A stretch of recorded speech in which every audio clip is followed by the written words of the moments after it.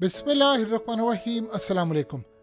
आज इसराइल पर ऐसा लग रहा है कि हमले के लिए फाइनल मोमेंट्स आ चुके हैं। इस वक्त ईरान की जितनी टॉप लीडरशिप है, आयतुल्लाह अली खामनाई से लेकर इनके तमाम टॉप के लीडरान जिनको टारगेट किया जा सकता है, उन सब को ईरान में मुख्तलिफ जगहों पर अंडरग्राउंड कर दिया गया है।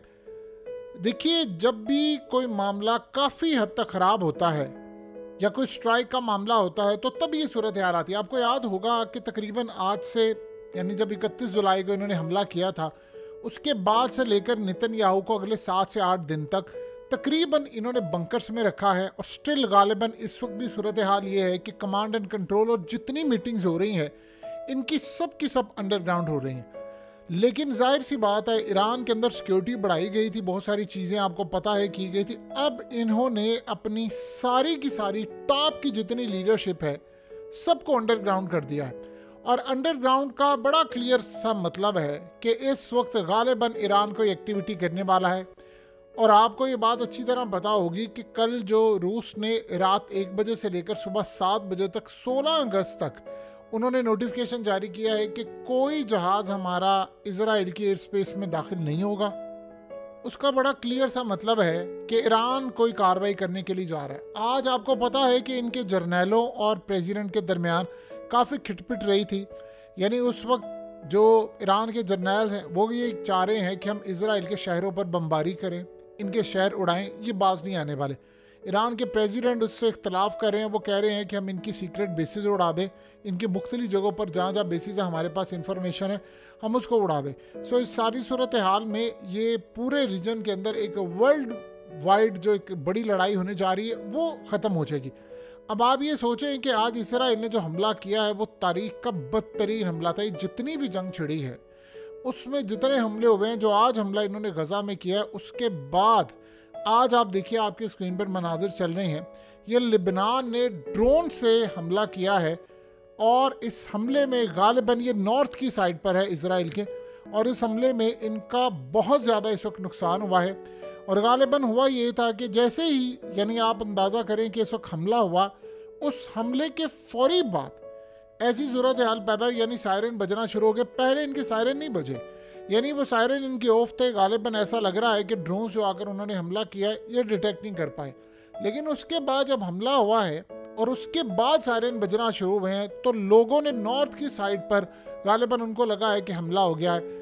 अब आप अगर गौर करेंगे तो ये एक ऐसी सूरत हाल है जिसमें तबाही ही तबाही है, और इतनी ज़्यादा तबाही है कि जिसका आप और हम इदराक भी नहीं कर सकते।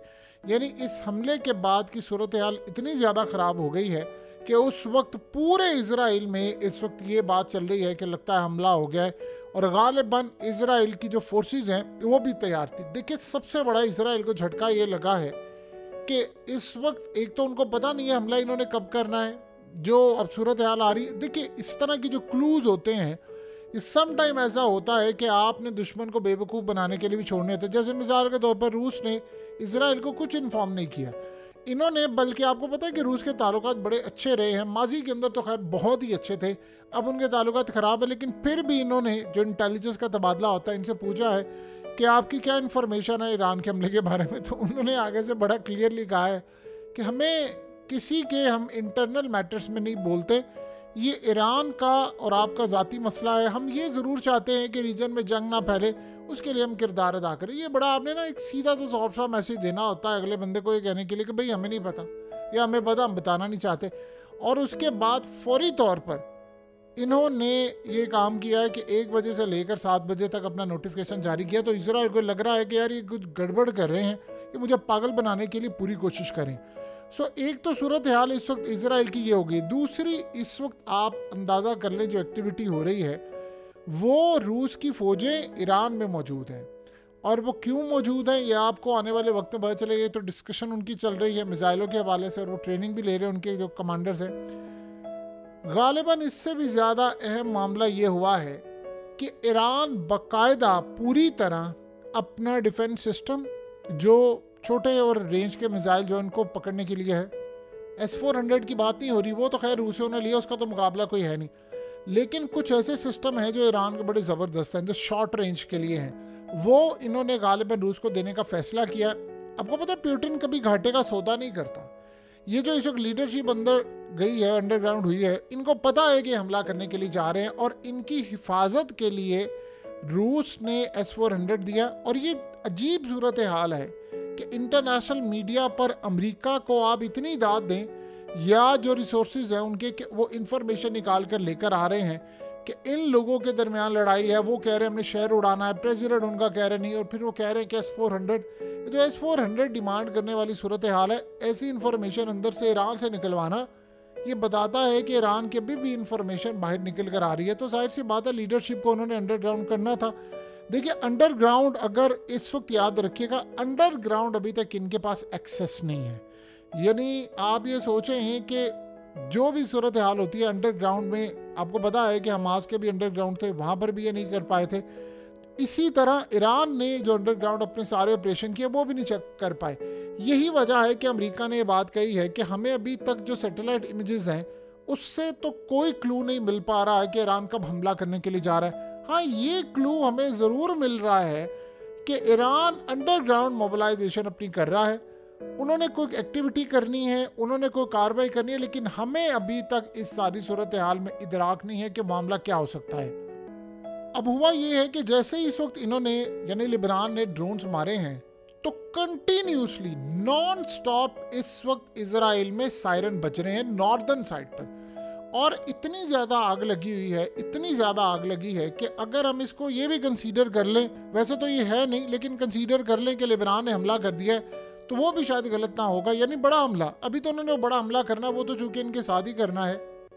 इसराइल को एक बात अच्छी तरह पता है कि हमारे साथ इस दफ़ा जो एक्टिविटी होने वाली है वो बड़ी ख़तरनाक है, लेकिन प्रॉब्लम यहाँ पर ये है कि अब आप ये सोचें, जब उनको ये पता है कि सारा मामला हो रहा है, ये तबाही हो रही है, इसके बावजूद भी वो क्यों जा रहे हैं? क्योंकि वो कह रहे हैं कि हमारा वो टाइम आ गया है, वो तमाम हमारी जो पेशन गोइयाँ, वो हमारी तमाम चीज़ें, उनका पूरा होने का टाइम आ चुका है, तो हमने ये कार्रवाई कंप्लीट करनी है। आप जानते हैं कि इस वक्त एक अजीब बात है जो सुनकर भी आप हैरान होंगे कि इसराइल के जो रब्बीस हैं, आप जानते हैं उन्होंने क्या बात कही है? बड़े अजीबोगरीब सिस्टम है। उनसे इन सब ने पूछा कि भाई ये सारे का सारा सिस्टम हुआ है, हम इस वक्त जंग हार रहे हैं, या जंग हारने से मुराद ये है कि पूरा वर्ल्ड हमारे खिलाफ हुआ है, फलाना हुआ है। तो उन्होंने उनको कहा कि यही तो आपकी जीत की निशानी है। उन्होंने कहा कि जब आप पुरानी तारीखें उठाकर देखें, जब हमें शिकस्त पहले हुई है या हमारे खिलाफ गए हैं सारे, या हमारे खिलाफ महाज बना है, चीज़ें बनी है, बज़ाहिर आप देखेंगे तो आपको नज़र आएगा इन्होंने लाखों लोग मार दिए, वो इनकी कामयाबी है और फलाना है, लेकिन ओवरऑल ये कामयाबी नहीं है। वर्ल्ड जितना आज इनके खिलाफ है वो कभी भी नहीं था, कभी भी नहीं था। और इसराइल के अपने अंदर फौज लड़ने को तैयार नहीं, फिर भी वो लड़ाई इसलिए कर रहे हैं कि वो कह रहे हैं कि हमारी पेशन गोइयों में चीज़ होती है कि किसी भी बड़ी फतह से पहले हमारी शिकस्त होती है, बुरा टाइम चलता है हमारा, हमारे मामला ठीक नहीं होते, देन उसके बाद जाकर हमें कामयाबी और अरूज मिलना शुरू होता है। अब मिसाल के तौर पर वो ये देख रहे हैं कि लेट्स से जी हमने, अब देखिए इस्माइल हानिया को ये दोहा में मार सकते थे, दोहा में मारना इनके लिए कोई मुश्किल नहीं था, इस्तांबुल में मारना कोई मुश्किल नहीं था, मॉस्को में भी मारना मुश्किल नहीं था। ये बात की बातें हैं कि कॉन्सिक्वेंसेस क्या आते, लड़ाई क्या आती। उन्होंने मारा उसको तेहरान के अंदर, इसलिए मारा ताकि जंग छिड़े, और जंग चाह रहे हैं। तो उनके जो ख़ास तौर पर मजहबी पेशवा हैं, उन्होंने बड़ा क्लियरली इनको बताया है कि आप इस सारी सूरत हाल के अंदर सुरखरू होंगे, क्योंकि हमें यहीं पर बिशारतें हैं, हमारी फलाना है, वो हमें बताया गया है, हमें इल्हाम हो रहे हैं, हमें ये हो रहा है, वो हो रहा है कि यहाँ पर हमारी फतह, यानी इस तरह की वो गुफ्तगू इस वक्त कर रहे हैं कि जी ये सूरत हाल है। यही वो वजह है कि अगर आप गौर करें तो आज ईरान के प्रेसिडेंट ने जब जर्नैलों को अपने कहा कि ये लड़ाई इतनी जो हो रही है ये तो आलमी जंग में बदल जाएगी। अब आप ये सोचें कि एक बंदा जो प्रेसिडेंट बनता है ईरान का, सारी ज़िंदगी पहले तो उसके कागजात ही रिजेक्ट होते हैं इलेक्शंस में, आखिरकार वो आ जाता है और वो जीत भी जाता है, और जीतने के बाद सूरत हाल है वो कहता है जी मैंने पहले इकोनॉमी ठीक करनी। अभी वो हलफ उठा रहा है तो इस्माइल हानिया को मार के वहाँ पर जंग छेड़ने की तैयारी है। तो वो तो कह रहा है कि मुझे तो मौका ही नहीं मिला, वो कहता है मैंने कहा था पहले कि मैंने इकोनॉमी ठीक करनी है ईरान की। सो इस वक्त जो सूरत हाल पैदा हुई है वो लड़ने के लिए भरपूर तैयार हैं, और ईरान की लीडरशिप का अंडरग्राउंड चले जाना इंडिकेट कर रहा है कि अब वो फाइनल मोमेंट्स आ गए हैं और ये फाइनल मोमेंट्स ही हैं जो लड़ाई की तरफ लेकर जा रहे हैं। नॉर्दर्न की साइड पर आग लगी हुई है इजराइल की, बड़ी तबाही हो रही है, बहुत ज़्यादा इस वक्त तबाही है। जवाब इसका इजराइल ने कब देना है, कल देना है, आज देना है, ये तो आने वाले वक्त में पता चलेगा।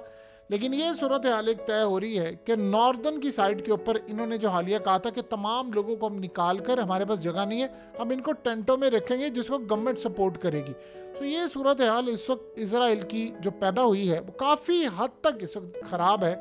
और इजराइल ने बदले में क्या काम कर रहे हैं, जितनी देर ईरान कर रहा है ऐसा भी टाइम आ सकता है कि इजराइल पहले ही हमला कर दे, जो बाद में शायद ये बर्दाश्त ना कर पाए।